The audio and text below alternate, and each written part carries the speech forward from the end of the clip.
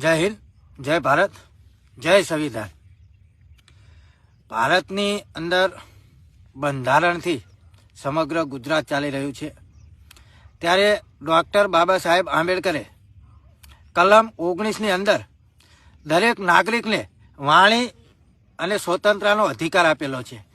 ત્યારે આ Bharatiya Janata party, Gujarat high court અને આ ભ્રષ્ટાચારી ભાજપ સરકાર જો એના વિરુદ્ધ કોઈ પણ વ્યક્તિ અવાજ ઉઠાવે તો એને જેલની અંદર બંધ કરી દે, એનું social media account India country માટે બ્લેન્ડ કરી દેવામાં આવે, તો ખરેખર આ સંવિધાનના આ ભારતીય જનતા પાર્ટી લીરા ઉડાડી રહી છે। હવે મિત્રો વાત કરી છે મારા પોતાના ઇન્સ્ટાગ્રામની। મારું પોતાનું ઇન્સ્ટાગ્રામ કોલી પટેલ પિન્ટુ બળદેવ, જેની અંદર 90.5 કે ફોલોવર હતા, જેની અંદર ભ્રષ્ટાચારના ભારતીય જનતા પાર્ટીના ગુંડાઓ કોઈ પણ ભ્રષ્ટાચાર કરે, કોઈ પણ બળાત્કાર કરે, ગમે તે વસ્તુ કરે તો એનો અવાજ લોકો સુધી પહોંચાડવો એ શું ગુનો છે? પરંતુ આ ભારતીય જનતા પાર્ટીની સરકારની અંદર જ્યારે આપણા જે વાણી સ્વતંત્રનો અધિકાર જે આપણે બીજાને કહીએ ને એ ગુનારૂપ હોય ને, એ રીતે મારું એકાઉન્ટ બ્લેન્ડ કરી દેવામાં આવ્યું માત્ર ઇન્ડિયા પૂરતું। તો આવું શા માટે? શું નાગરિકોને વાણી સ્વતંત્રનો અધિકાર નથી? શું ભારતીય જનતા પાર્ટી એ પણ છીનવવા માંગે છે? અને ખરેખર જ્યારે મારું ઇન્સ્ટાગ્રામ એકાઉન્ટ જ્યારે બંધ કરવામાં આવ્યું તો મેં ઇન્સ્ટાગ્રામ મેટા સાથે વાત કરી, તો એની અંદર મને એવું કહેવામાં આવ્યું કે હાઈકોર્ટના નિયમનું પાલન કર્યું।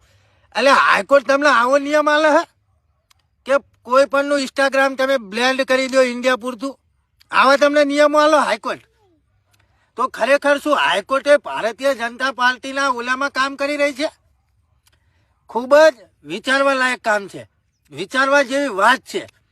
ગુજરાતની અંદર મારી એકલી નહીં પરંતુ ઘણા બધાની આઈડી બેન્ડ કરવામાં આવી છે।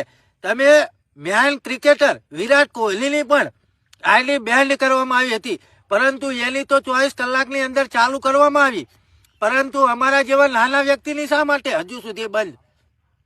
અને ખરેખર અવાજ ઉઠાવવો એ કોઈ ગુનો નથી। તમારી નાકામયાબીના કારણે અમે લોકો અવાજ ઉઠાવીએ છીએ। ભારતીય જનતા પાર્ટીના લોકો ગમે ભ્રષ્ટાચાર કરે, બળાત્કાર કરે, ગમે તે કરે, પણ ભારતીય જનતા પાર્ટીનો પટ્ટો ગળામાં હોય એટલે એ છૂટી જાય, કાં પકડાય નહીં। પરંતુ આમ નાગરિક જો અવાજ ઉઠાવે તો એની આઈડી બેન્ડ કરી દેવામાં આવે, એની આઈડી બ્લોક કરી દેવામાં આવે અને જેલને હવાલે કરવામાં આવે। આ કઈ રીતનો કાયદો છે? આ કઈ રીતનો નિયમ છે? ડૉક્ટર બાબા સાહેબ આંબેડકરે દરેકને સમાન અધિકાર સંવિધાનની અંદર આપેલા છે, પરંતુ ખરેખર આ ભારતીય જનતા પાર્ટી હવે રહીને તો સંવિધાનને આ ક્યાંક ને ક્યાંક ઘોળીને પી જશે। સંવિધાન આ ગુજરાતની અંદર, ભારતની અંદરથી આ ખતમ કરી નાખશે આ ભારતીય જનતા પાર્ટી। એટલે ખરેખર હું કહું છું હવે સમય આવી ગયો છે, ભારતીય જનતા પાર્ટીને હવે જાકારો આપો। મિત્રો, તમારી વાણી અને સ્વતંત્રનો અધિકાર ડૉક્ટર બાબા સાહેબ આંબેડકરે 19 નંબરની કલમની અંદર આપેલો છે, તો આ હાઈકોર્ટ પણ એ કલમનો નિરાધાર કરતી હોય ને એવું વર્તાઈ રહ્યું છે। જુઓ તમે, આ મેટા સાથે ઇન્સ્ટાગ્રામ મેટા સાથે વાત કરેલી અને મેટાએ આ જે અમને જવાબ આપ્યો ને, આ એની ચર્ચા છે। જુઓ તમે, હાઈકોર્ટે બંધ કરી લ્યો, તમે સરકારના કાયદાનું પાલન નથી કરતા। એટલે બળાત્કાર કરે શું કાયદાનું પાલન કરવાનું? લ્યો કયો લ્યો, હા? એટલે ખરેખર તમારા કાયદાનું પાલન કરતા હોય ને તો તમે પહેલા કાયદામાં રહો, ભારતીય જનતા પાર્ટી, અને પછી કોઈ પ્રજાના કાયદામાં ફાયદાની વાતો પછી કરજો। હું કોઈ પક્ષનો વિરોધ કરતો નથી, પરંતુ એટલું ચોક્કસ કહીશ કે દરેક લોકોને વાણી સ્વતંત્રનો અધિકાર છે અને એ મળવો જોઈએ। બાકી મિત્રો ખરેખર આ વિડીયો છે ને બને એટલો આગળ શેર કરો। જય ભારત, જય સંવિધાન। જય દ્વારકાધીશ, સમીર બારાડી। પિન્ટુ કોડીની આઈડી ઉડી ગઈ?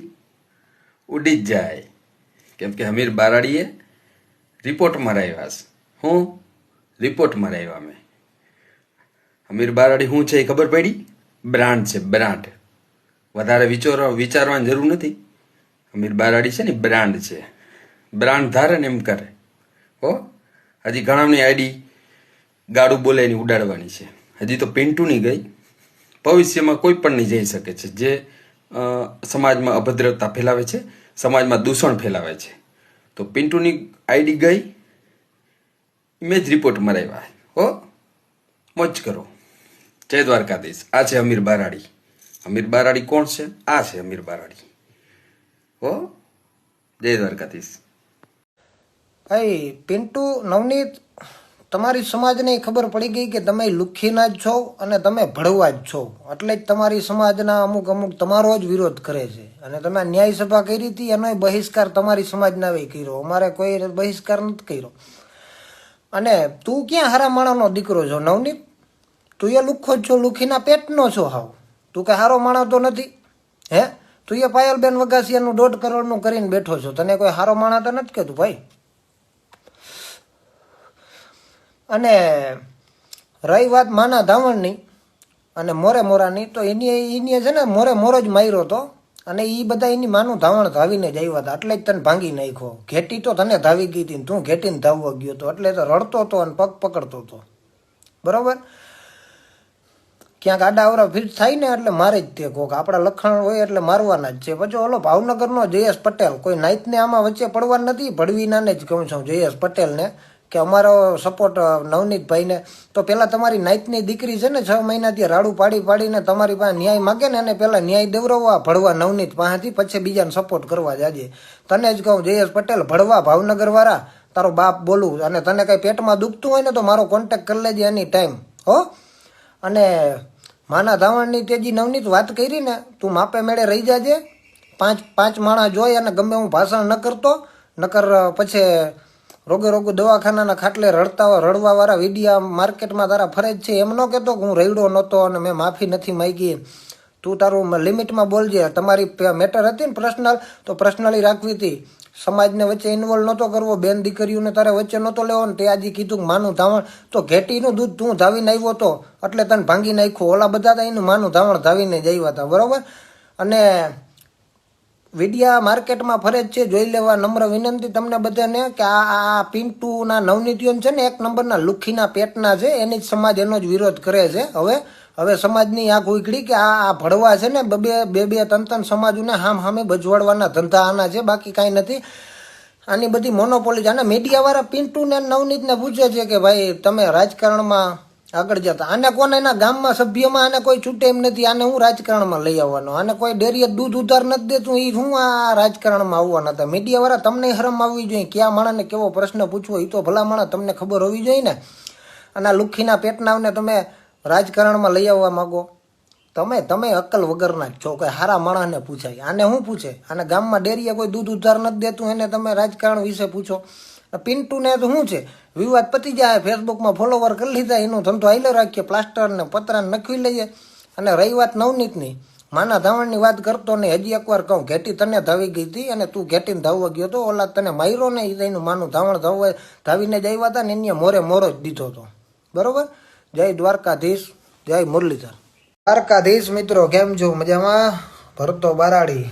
તો પિન્ટુ, હું હાલે માર બટો? મજામાં ને? તું લુખા કરી અને પ્લાસ્ટરનો અને પતરાનો વેત કરી લે. આમાં કાંઈ બીજું કાઢ લેવાનું છે નહીં. અને દાણા નહીં કે કબૂતર આવે, આ બાજ તારા બાપ આટીમાં ન આવે. અને તું મારવાની જે વાતું કરસ ને, એ તારા બાપનું ગામ નથી, આ બારાડી છે ને. આ બારાડીના આયરું હલે ને ત્યાં સુધી મારે યાદ રાખી લેજે. બીજી વાર તને કહું.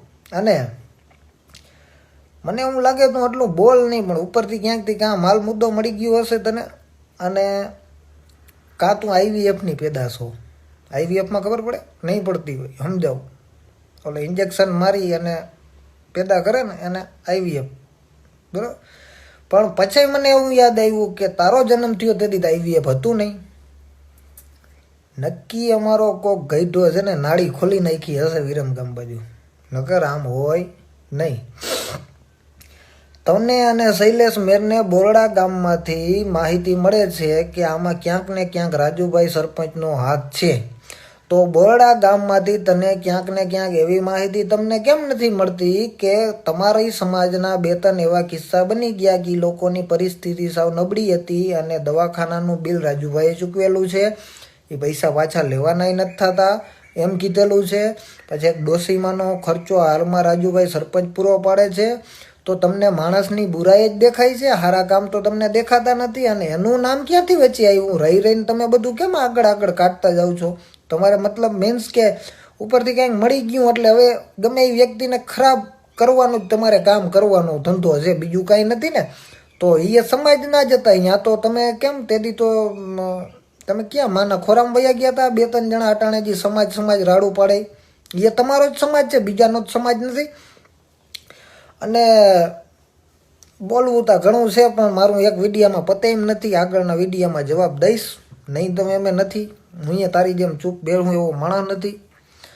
ઘણા મને કહે છે પિન્ટુને તમે ફોન કરો, પણ મારો દીકરો તું મારો છો દીકરો એટલે તું મને ફોન કરજે, હું તને સામે જ ફોન નહીં કરું. અને હું તને મજબૂર કરીશ એકવાર તો મને સામે જ ફોન કરવા, તું યાદ રાખી લેજે. હો દ્વારકાધીશ, જય મુરલીધર મહારાજ. કાંઈ પેટમાં દુખે રિયલ આઈડીમાં જ વિડીયો મૂકું છું, આવી જ જજે આમ હો મારો દીકરો. અને આને પિન્ટુને કાંઈ ખોટી કમેન્ટોમાં ગાળું ન દ્યો, આ મારો જ તાણી કાઢેલનો છે એટલે થોડી ઘણી તો એ હોય ને, મારા લખણ તો હોય ને એમાં. મારો તાણી કાઢેલના પેટનો હોય એમાં થોડું ઘણું તો મારા જેવા લખણ હોય જ તે, એટલે થોડો ઘણો તો એ ઉલરશે જ તે. ઉલરવા દ્યો, 2-5 પૈસા કમાય છે કમાવા દ્યો મારા દીકરાને. કેસ તો ઠીક, હવે નથી બોલવું જાજુ સોશિયલ મીડિયામાં. જય દ્વારકાધીશ. જય મુરલીધર, હું છું અમીર બારાડી ફ્રોમ દેવભૂમિ દ્વારકા. હવે પિન્ટુની આઈડી ગઈ એ એક મારા રિપોર્ટથી નથી ગઈ. આમાં બધા મારા જે સર્કલમાં જે છે આપણા ભાઈઓ બધા, એના બધાના સપોર્ટથી ગઈ છે. અને હા, હું સંચાલન હું કરતો હતો કેમ કે એ 3 ગ્રુપ છે મારી પાસે. યદુવંશી સરકાર અમીર બારાડી એક ગ્રુપ, બીજું માનવ સેવા ગ્રુપ અમીર બારાડી બીજું ગ્રુપ, અને ત્રીજું ગ્રુપ એક લોહી આહિર. આ 3 ગ્રુપમાં ટોટલ મારી પાસે 5,000 ઉપર મેમ્બર છે. પ્લસ બીજા ગ્રુપનો મેં સહારો લીધો હતો. ટોટલ 10,000 ઉપર રિપોર્ટ મરાવ્યા છે. એટલે મારા એકના મહેનતથી આઈડી નથી ગઈ. તમામ અમીર બારાડીના ગ્રુપના માણસો, એમાં બધી જ જ્ઞાતિના છે મારા ગ્રુપમાં. દરબાર, આહિર, ગઢવી, ચારણ, રબારી, ભરવાડ. એટલે એ બધા ગ્રુપના મહેનત કરી અને પછી આઈડી ગઈ છે. એટલે મારા એકનો સહયોગથી આઈડી નથી ગઈ. મારા ગ્રુપના તમામ મેમ્બરનો ખૂબ ખૂબ આભાર. અને આપણે કોઈને ખોટી રીતે આઈડી નથી ડિલીટ કરાવી, કેમ કે એ 2 સમાજ વચ્ચે વિખવાદ કરતો હતો. આપણે અનીતિ નથી કરી. અને જો અનીતિ કરવી હોય કે જાતિવાદ કરવી હોય તો મેં રાજુ આહિર 808 પર રિપોર્ટ મારવાનું કીધું હોય. એ તો આહિરનો હે ને. એટલે જ્ઞાતિ હું જોતો નથી. જી વિખવાદ કરે છે, ગાળું બોલે છે, આપણી બેન દીકરીઓ વિડિયા જોઈએ. તમારા ઘરમાં બેન દીકરી છે ને, તો એ આઈડી જોઈ છે. હજી અમારા સમાજમાં અમુક લુખી તીડિયું છે, એ ગાળું બોલે છે, એની આપણે આઈડી બંધ જ કરાવવાની છે. અમીર બારાડી એવું નથી કહેતો કે કોઈનું જ્ઞાતિવાદ કરવાની. કોઈ પણ જ્ઞાતિનો હોય, ગાળું બોલે છે તો ખરાબ વસ્તુ છે. આપણી બેન દીકરીઓ ઘરમાં જોઈ ને વિડીયા, સોશિયલ મીડિયાનો જમાનો હોય, બધાને બેન દીકરીઓ વાપરે છે. એટલે જે આ ગાળી બોલે છે એમાં એનો વાક નથી. એના ઘરમાં આવી ગાળો ચાલે છે. એના મા બાપે સંસ્કાર એવા આપ્યા હોય એટલે ગાળી બોલતા હોય, સમજાણું? એમાં એનો વાક નથી. એના મા બાપનો સંસ્કાર બોલતા હોય કે આમાં કેટલી સિંચાઈ કરેલી છે, એના મા બાપે મહેનત કરેલી છે સંસ્કારમાં, એ લોકો ગાળું બોલતા હોય. અસલ કુળ ને ખાનદાની દીકરો એ ગાળું ના બોલે, બરાબર? એટલે રિપોર્ટ કરવામાં કોઈ દી મેં જ્ઞાતિવાદ કર્યો નથી.